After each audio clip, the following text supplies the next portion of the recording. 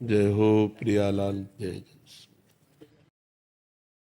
बस भगवान का नाम स्मरण करते रहिए और समाज में भगवान की भावना करके सेवा करिए। ये मनुष्य जीवन अल्प जीवन है, 100 वर्ष 80 वर्ष। ये पद भी विनाशी है और ये शरीर भी विनाशी है। अगर हम भगवान का नाम जप नहीं किए, भगवान से चित्त को नहीं जोड़ा, तो भगवान की कृपा से ये जन्म हमारा मनुष्य शरीर का मिला और ऐसे सुंदर सुंदर भारत सरकार की सेवा करने का अवसर मिला, समाज सेवा का, तो अगला हमारा जो जन्म हो वो भारत में ही हो और हम अपने देशवासियों की सेवा कर सकें।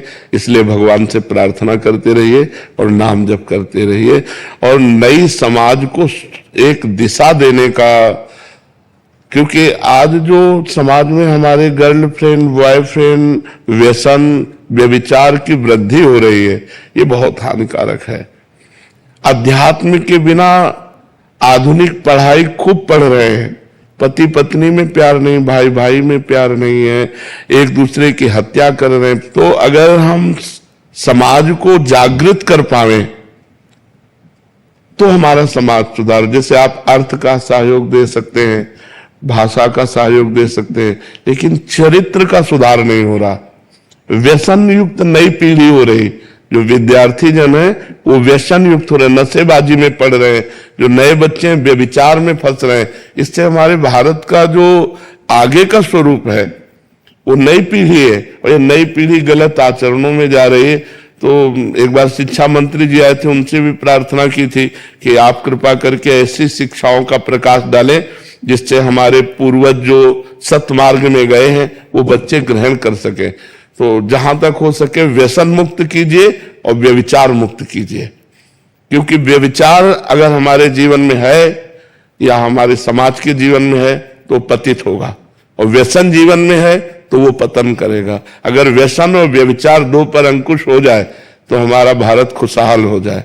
देखो, ड्रग्स है, शराब है, हुक्का है, इससे शरीर अस्वस्थ होता है, मानसिकताएं बिगड़ती हैं। तो कुछ ऐसा कीजिए जिससे समाज में दो बातें छूटे, व्यभिचार और व्यसन।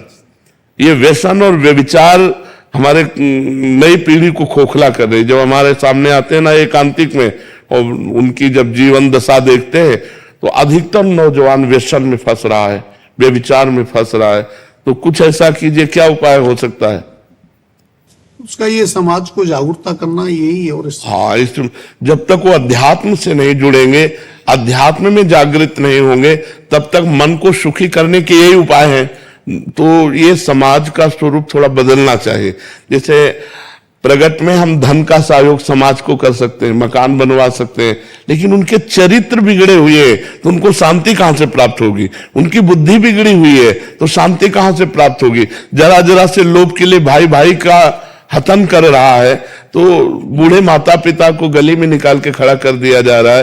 तो आज जो हमारे नई पीढ़ी की बौद्धिक स्थिति है वो थोड़ा बहुत नाजुक होती जा रही है। आधुनिक पढ़ाई में तो बहुत ग्रेजुएट है, लेकिन अध्यात्म में शून्य होने के कारण वो स्वयं अशांत है और अपने परिवार को भी अशांत कर रहे हैं। तो हमें लगता है थोड़ा समाज को इस रूप में जागरूक किया जाए। स्वयं कोई नशा न करे, स्वयं व्यभिचार न करे, अपनी स्त्री के सिवा छोड़कर पत्नी के सिवा किसी ऐसा न करे। जो आप कह रहे हैं ये बहुत अच्छी बात है।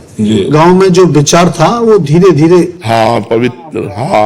पवित्रता का नाश हो रहा है, चरित्र की हानि हो रही, बहुत हानि हो रही है। तो अब देखो, आप लोग समर्थ हो, आप देखो इसे